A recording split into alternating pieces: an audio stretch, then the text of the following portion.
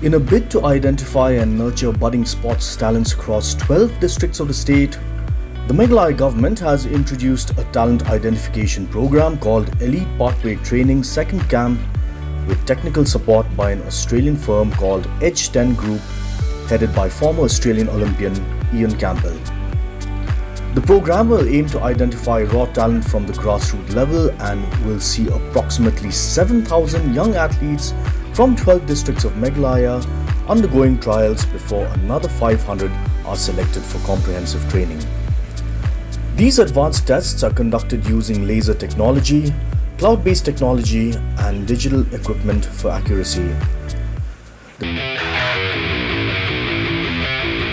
This program started last year in July. We conducted a mass talent identification. We tested 4,500 children last year in all the 12 districts of Meghalaya. So Ian Campbell, MSOA, Department of Sports, we went to all the districts and tested 4,500 children. The athletes that you have here are those athletes who reached the benchmark, in the international benchmark. They are somewhere there, and some have even beaten the international benchmark.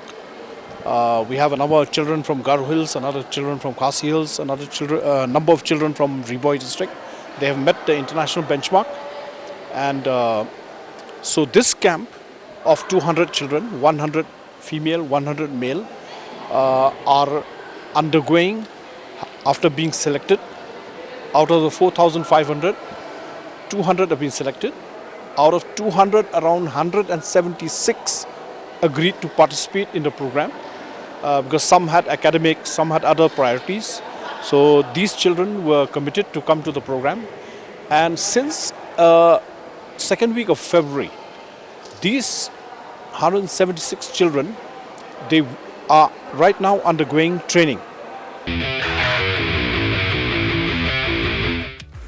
Speaking on the occasion, Working President of the Meghalaya State Olympic Association, John F. Kharshieng, expressed satisfaction with the progress of the Elite Pathway program for Meghalaya's athletes, adding that it has paved the way for budding talents by offering them cutting-edge training methods and expert guidance. He added that 12 boys managed a vertical jump over 80 centimeters and 3 girls who successfully completed a 60 centimeter vertical jump. Kharshieng also said that this improvement came after only 6 weeks of basic training under the program. He further went on to thank the state government and all concerned departments that have been involved in the project. The training camp is expected to continue for another 6 weeks in the second camp of the Elite Pathway program. During the announcement of the program, several prominent dignitaries were present. The occasion was graced by the presence of guests including Sampat Kumar, IAS Principal Secretary, Program Implementation and Evaluation Department, Government of Meghalaya, besides the guest of honor Ian Campbell. It also saw the presence of PB War Nongbri, Assistant Director of the Department of Sports and Youth Affairs, who shared some insightful remarks on the occasion.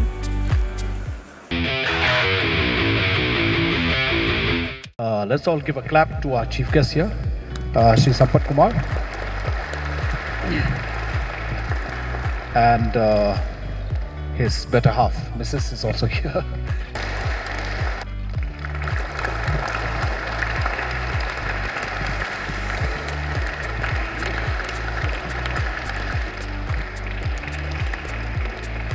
Speaking at the event, John F. Kharshieng said that in 2022, 4,500 youngsters were tested at the district level. Members of the Meghalaya State Olympic Association, along with Ian Campbell's team, had visited 12 districts and around 25 C and RD blocks. This time, 14,000 have been tested out of several lakh young aspiring athletes. He added that Meghalaya is likely the first state to conduct such a program. Welcome all of you. I'd like to congratulate once again all of you athletes who have been selected from the many children of Meghalaya. Although we tested not all the children of Meghalaya, we tested 4,500. And out of the 4,500, you are the 200 who are here today undergoing a program, Elite Pathway Program under Ian Campbell. As you're aware, sir, that this program has been initiated last year in 2022. In July, we tested 4,500 children at the district level. Given the limitation, so we tested practically around 300 to 400 per day in each district. And we are happy to see that Ian Campbell, I'm also privileged to be in that category, that we went to all the 12 districts of Meghalaya. We once again went this time to not all the blocks. Of course, government got us to test another 10,000, but there are so many blocks. So we managed to go to around more than 25 CNRD blocks and went to that level. But that is also, just scratching from the surface, because in total today we have tested 14,000, maybe out of a number of 4.5 lakhs or 5 lakh children, which is, we are still scratching on the surface. Be as it may, we have discovered so many talents. I can see from somebody also associated in the Olympic Committee of India that as a representative there from the MSOA, I guess Meghalaya is the first state to have adopted this program. Meghalaya is the first state. The Elite Pathway Program athletes who are here in this second camp. Actually, the Department of Sports is, is really happy that this program had went off so well right from the start.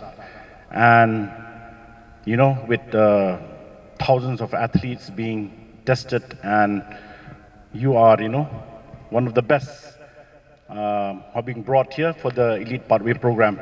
This is the second camp. I know that most of you had come for the first camp, but some of you had missed the second camp because of the exams.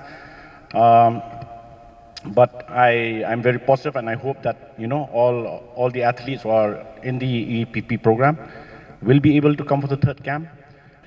If you want to reach a certain level, you have to sacrifice so many things in your life. You cannot enjoy so many things and expect yourself to be at a certain level at one point or one day. That cannot happen. You have to sacrifice so many things. So this is the best time. Start sacrificing, be disciplined with your life, and I'm very sure that each and every one of you will reach a level which you are supposed to reach. Thanking the gathering, Ian Campbell said that the purpose behind visiting the blocks is to establish a level of base fitness before preparing them for the next level of training. Thank you for coming. Thank you for completing 2 training blocks. The reason we had done those 2 training blocks is to establish a level of base fitness.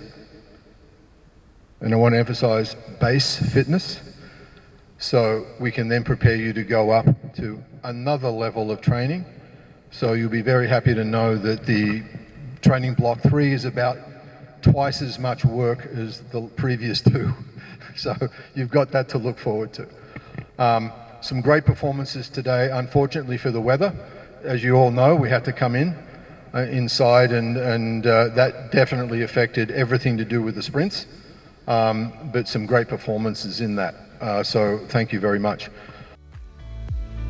Sampath Kumar had words of encouragement for the young athletes while expressing gratitude to the concerned departments of the state government for supporting the initiative. He further added that another government-supported project for sports persons is in the pipelines. It's really great to see all of you here and learn about how actually you have come to this stage.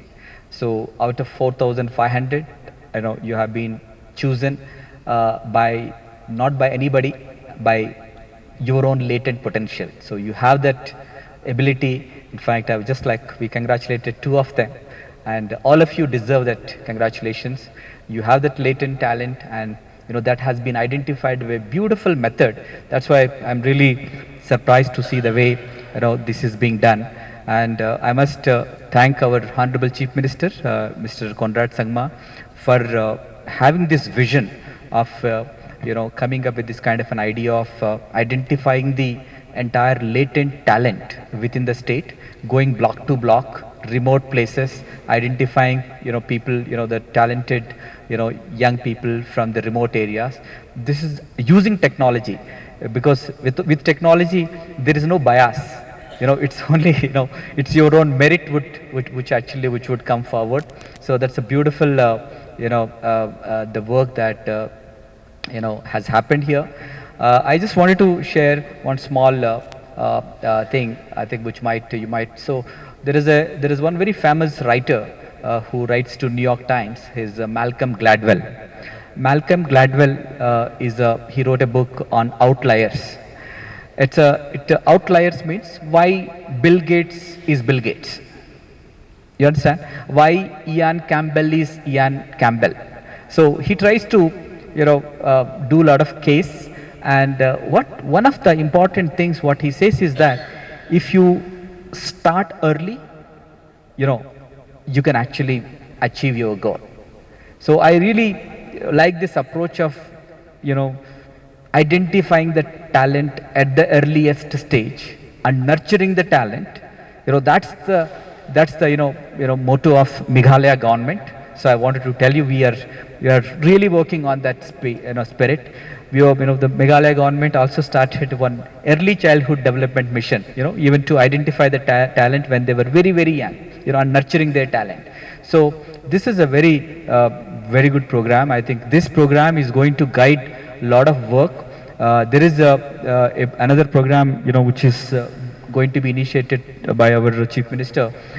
This is a project essentially to nurture all the adolescent youth like you between 9 to 19 years, in the schools. So there will be, through that program, we are going to have a lot of clubs, especially extracurricular clubs, which would promote this kind of a talent more and more in the state. So this is something that is going to come up, and I'm really impressed with your, achievements and your participation.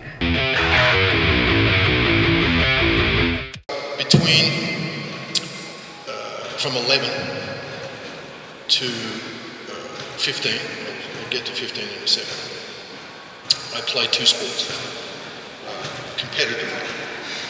Australian rules football, AFL. I played a little bit of soccer. But in those days in Australia, soccer was extremely underdeveloped. But I'll tell you a little bit, okay, I have to talk about myself, so it's kind of humorous. In those days, the goalkeeper had to pass the ball to his own team outside the penalty area from the 6-yard box, and they had to kick it back to the goalkeeper before he picked it up. So I used to stand outside the box. I got to the ball before I went back to the goalkeeper. I scored. I had no technical skill, but I was 5 times faster than everybody else, so it was a competitive advantage. We'll talk about that a little later. Anyway, I played Australian football. It's a full contact game. The AFL, Australia's biggest sport, is the 5th largest average crowd league on the planet.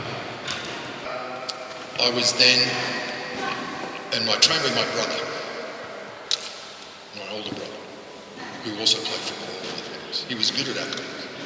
How good? Well, I ran 10.9 for 100 metres. Pretty good. He triple jumped 14 and a half metres. I forget his long name. About the same height as me. Too fast for football, but he wasn't a good technical football player. But he had super speed. But he played in semi-professional football. Okay. So I went with him. I went to the guy that was coaching him and other older male athletes, and I said, I want you. By the way, he was a nuclear physicist. By the way, that guy now is 83 years old. He's coached more than 20 Olympians, an Olympic silver medalist, at least 10 or 15 Commonwealth medals, World Championship medals, and he's still coaching. So he agreed to coach me because I was, let's just say I was persistent. I wanted it badly, more than badly, very driven. So we said, okay.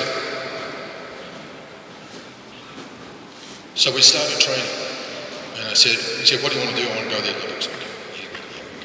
He'd never coached, this is important guys, he was a middle distance coach. He'd never coached horizontal jumps in his life. Very smart guy, spoke German. Got hold of East German training programs. Because he could read German, he translated them into English. Where did the East Germans get the training for triple jump and long jump? From the Russians,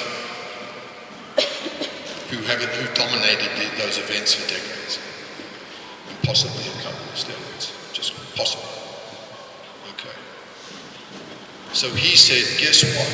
Does anyone know, you guys are young, the 1972 Olympics? 100 metre and 200 metre champion was a guy named Valery Borzov from the Soviet Union. He won both 100 and 200 metres. He had legs the size of tree trunks. Look him up, Valery Borzov. What my coach discovered, he said, hey, I found this thing called plyometrics that the Russians have been doing for 20 years. No one else was doing it. So he introduced plyometrics into Australia in 1974, 3, whatever it may be. And so I began at 15, 16 on plyometrics to develop strength. That's why those plyometrics are in there. But they're baby plyometrics because you don't want to kill the athlete. It takes months and months and months, possibly more than a year, to develop the strength to be able to do the plyometrics you need to do to be able to go to the next level. That's why it takes time.